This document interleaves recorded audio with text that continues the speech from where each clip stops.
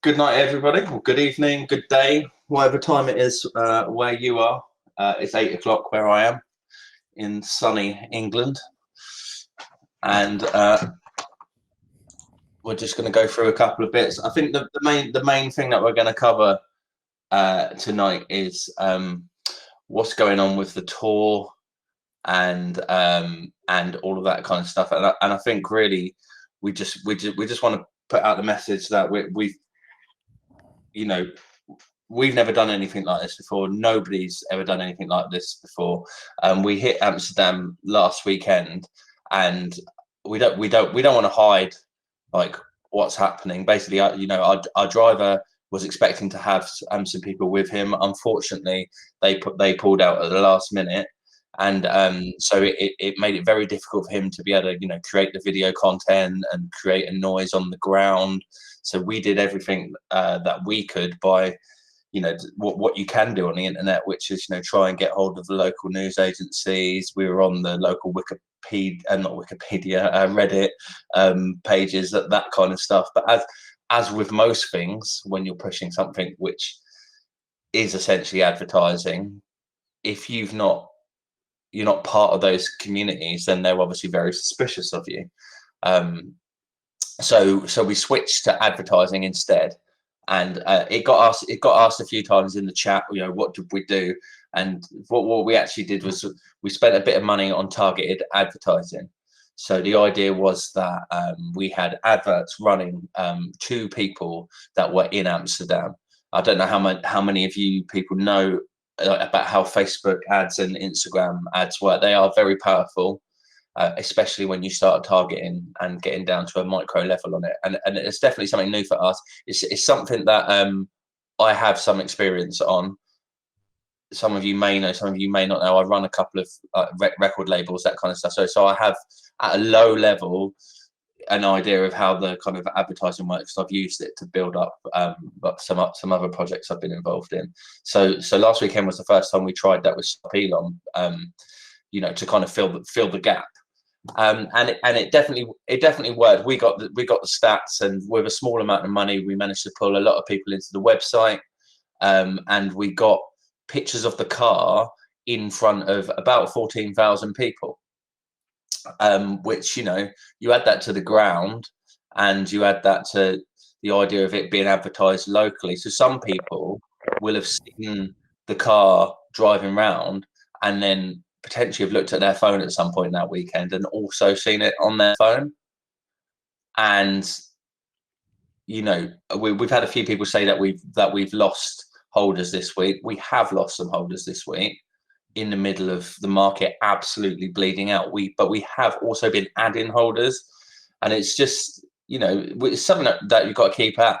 When the market goes down, like it has done twice in the last 10 days, like a proper red drop, then people get scared and people sell their bags and all of that. And I don't want to sit here talking about price, but we're all aware that happens at the end of the day. So all we can do is carry on doing what we're doing. So I showed my numbers about that advertising. I've got authorization to carry on with some advertising, and what we thought we'd actually do is just take a step back this weekend and think a bit more about what happened last weekend. And rather than just rushing and putting the car out somewhere else, especially if you look at the market today, it's just completely taken another dump. And what we don't want to do is give the fudders out there just more ammunition about how this is not working and blah blah blah. So we're taking a step back to have a think about what it is that's happening, and also that we can make sure that when the driver's on the road, he's got someone with him to be recording, to create, because social media is all very well, but without the content, it's just us shouting into the void. And people quite rightly last weekend were like, well, we need to see more of what's going on. We need to see this. We need to know, we had some people suggesting that giving away the iPhone, was a stitch up. There was nothing to prove that guy was real. I mean, we've got a little bit of video footage of of how that approach was made from the other guy, which I am going to edit and get up online so you can see it. But I mean, one thing that proves that it was totally for real is we had one guy in the chat all day asking where the car was, running around Amsterdam, you know, and we hadn't announced the competition yet. And we, you know, when we did, he went off to run for it, and it actually turned out that somebody else, got to the car. You know, so that means at least two people were exactly in the area of that car looking for it at that moment in time, which you know, and actually the person that we were kind of half expecting to get it actually didn't end up finding it, but he did get a lift home. He got a 10-kilometer drive in the car, and he was very happy from what I understand. So we've put off the tour this week, and we put it off this weekend. And the reason for that is, and one of the reasons that we didn't announce concrete dates at the beginning, is sometimes you don't know how things are going to play out until you start doing them. And, you know, there was a protest called on at the last minute in Amsterdam, and, you know, and all of that kind of stuff. And we have other locations where people are going to meet the driver. So what we've done is we put it off this weekend, and we've had a little bit of think about where we can go on the ground where there's definitely going to be people. So because we're not too sure about Brussels, what we're going to do is we're going to put Brussels in with Paris. So the driver's going to go from where he currently is. He's going to go through Belgium. He's going to do a day in Brussels next Friday. So a week today, he's going to do his day in Brussels. And then he's going to do the Saturday and the Sunday in Paris, where he is going to have people with him. Now, I see the question from Peter. Is anyone from the core team executing Stopelon Tour on the road physically? Absolutely. Yes. Our driver is on the core team, and he will be meeting Daniel in Paris. So there's at least two people. When it comes to London, you will put your... I will be there. Well, I plan to be there. I know that Dave plans to be there. Yeah, definitely. Yeah, and not only have we got people from the core team, say for London, well, there's definitely people that are very much part of this community, like daily part of this community, that are planning to be there as well.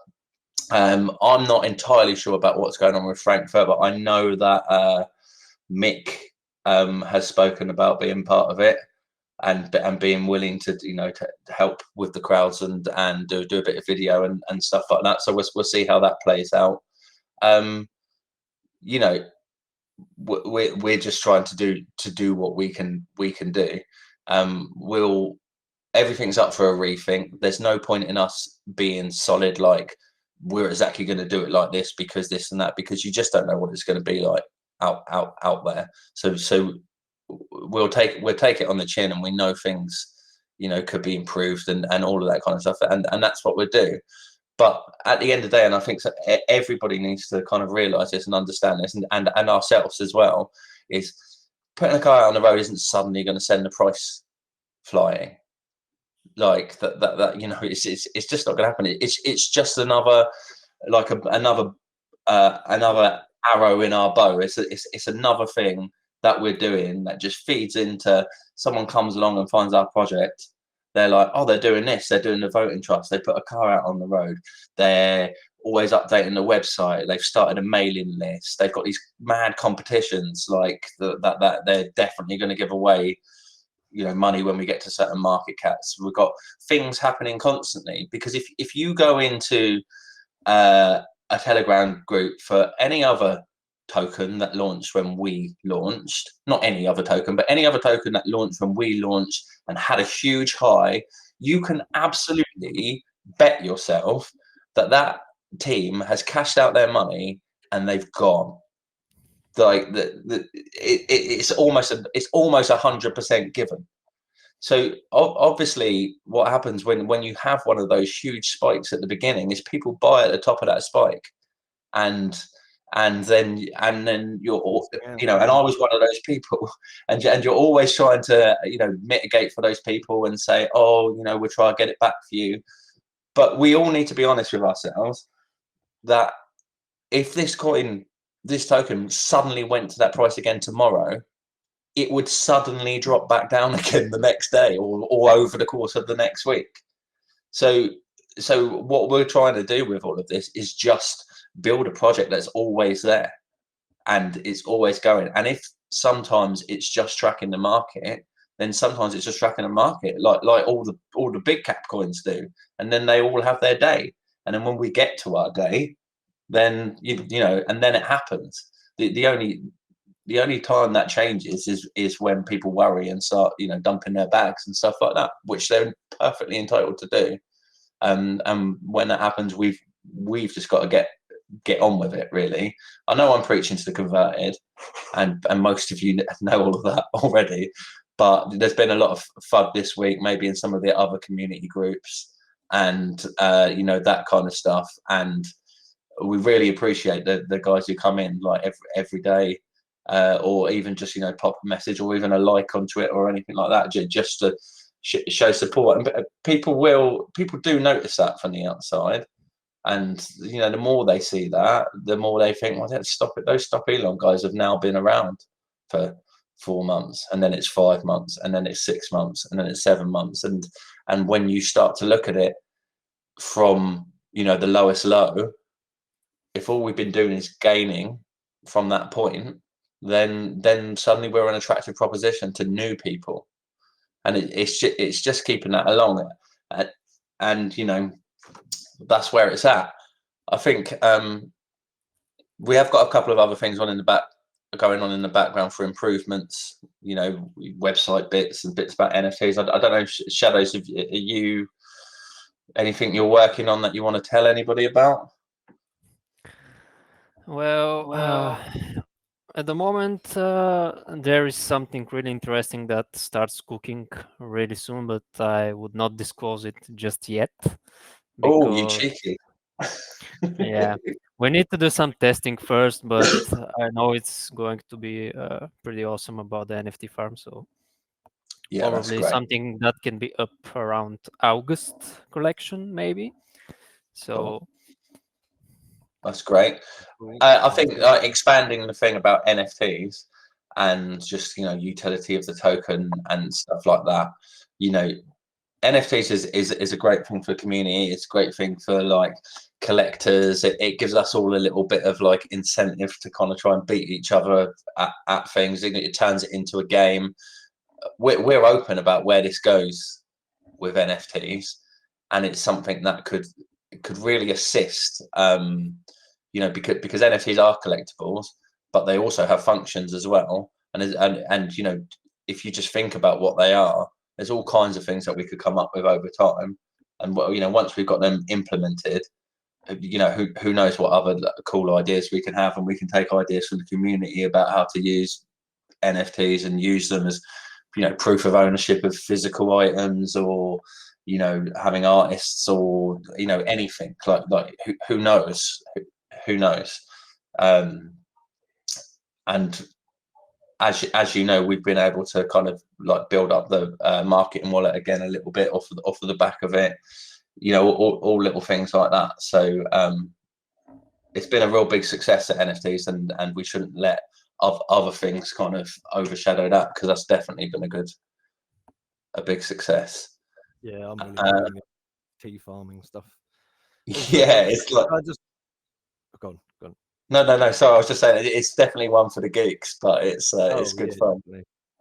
Yeah, I was just going to add with regards to the sort of tour thing and stuff as well. I mean, some people will expect it to boost the price instantly, and obviously the main thing about the tour, I think, is it's like brand awareness. It's getting the brand out there. People will recognize the logo. People have seen it on the streets. People have seen it on social media.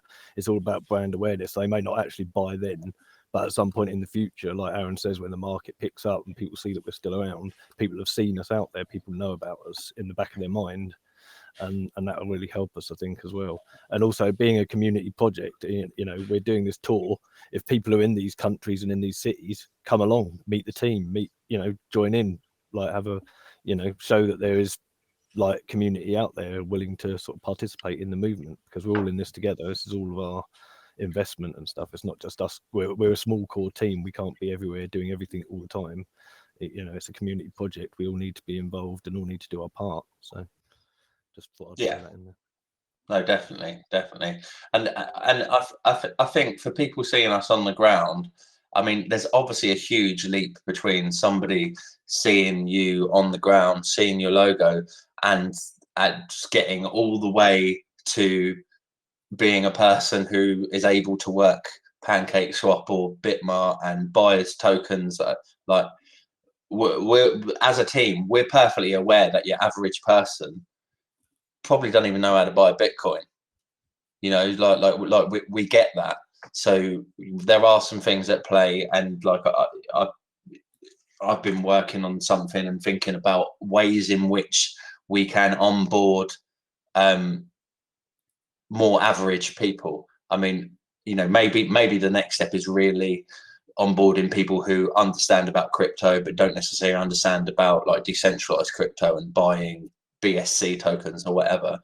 But I think everybody listening and people that follow this should know that these are things that we think about like every day. It isn't just like, oh, there's a tour and that will hopefully deal with it. We're always thinking about, is there something that we can do to appeal to outside people? Is there a way we can help other people into it? Is there a way that we can show people what we're about? Is there a way we can make it about more than Elon? I mean, most of you know by now, this isn't just about Elon.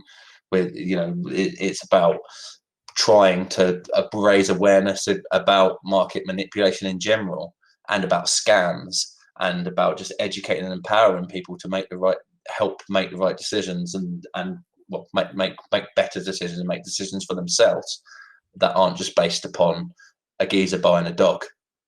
You know, so in fairness, buying on PancakeSwap is probably a hell of a lot easier than it is buying through an exchange and then transferring them in. My first investment was through PancakeSwap. It was the first time I'd ever used it. I think I bunged 50 quid on the built-in MoonPay option. I had to pay like £5 fee or whatever it was, but that's how I onboarded, and it was that easy. That was the first time I'd done it, and I think we're going to release a video just to show people that is the easy step in. Obviously you can buy on an exchange and transfer if you're more experienced and you have a bit more knowledge, but actually buying on PancakeSwap is actually pretty easy if you use all the inbuilt features, and buying BNB from inside Trust Wallet, which is simple enough to do. It's just the fees, obviously. Sure, yeah. I think we're going to put a video together for that as well, aren't we, Aaron? I think that was in the talks. I think it got suggested. I got volunteered and as I said, I'm here to do voiceovers, and I'm happy to work with someone putting together a video. I may not be the best person to get the visual aspect of it done, but I'm happy maybe I to can work. put a video together and then you can sort of narrate over it with your posh young voice. My young posh voice, yeah.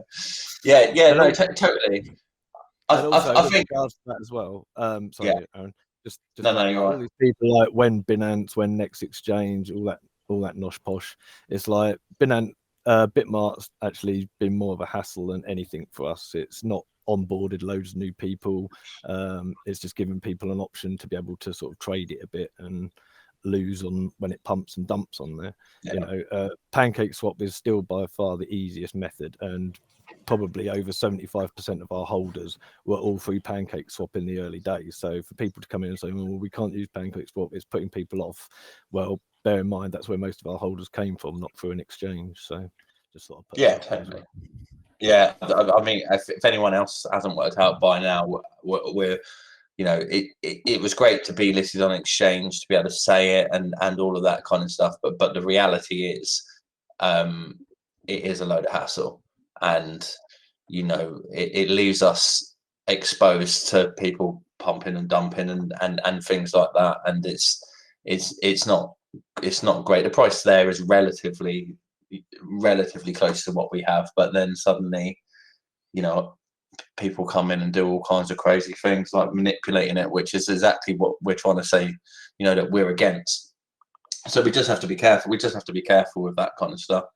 But Dave's right. Yeah, I mean, we'll definitely work on helping more people in, and I'm working on a something which could probably end up including that video, because it's going to be like a kind of almost like a welcome pack idea where people can, if they can get on board, or they want to get on board, and it's going to be like, you want to get on board but you just don't know how any of this works, we're going to have kind of like a welcome pack, like a list of links and a little bit of an explanation behind what crypto is, and then what decentralized crypto is, and then what these different things are, rather than just going, well, you've got to go to here and you've got to do this and you've got to do that. Like just a little bit more of education, like as I keep calling it, education and empowerment. It's, you know, it's teaching people how to do things and then making them feel confident about it as well. So that's definitely something that I'm looking at going forward, to tie in with our social media and advertising. And that I've been talking to Shadows a little bit behind the scenes as to how we can, you know, work that out in terms of the website and that. But that's a coming soon kind of thing. We're working on that.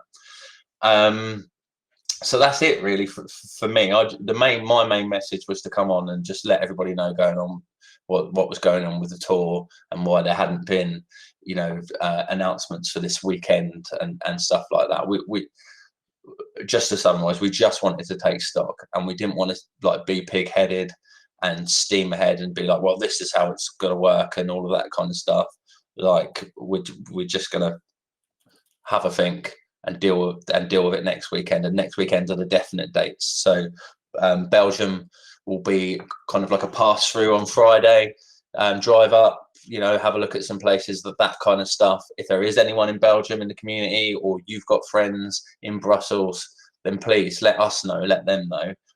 But aside from that, we'll inform the media, we'll do all that kind of stuff. But that will be a kind of, let's pitch up and see if we can grab some attention on the way through to Paris, where there'll be other people.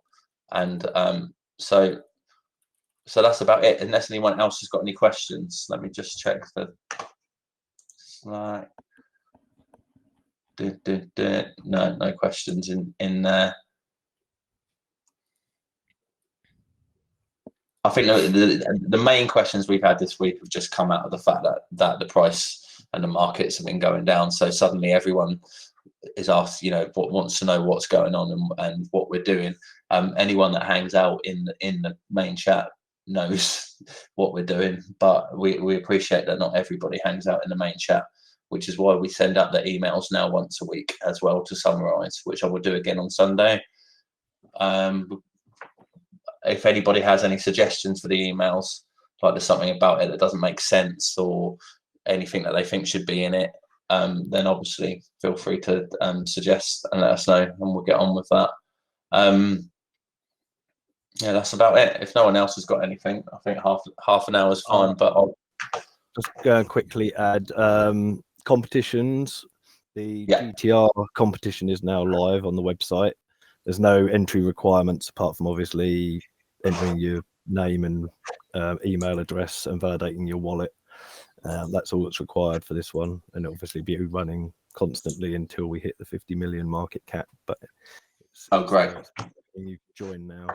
And also don't forget to verify your emails, people. There's lots of people that have joined the competition that haven't verified their emails. Once you sign up and you put in your name and email address, you'll be sent an email with a link in it. You click on that link and it just basically verifies your email. It just proves that you are the owner of that email address.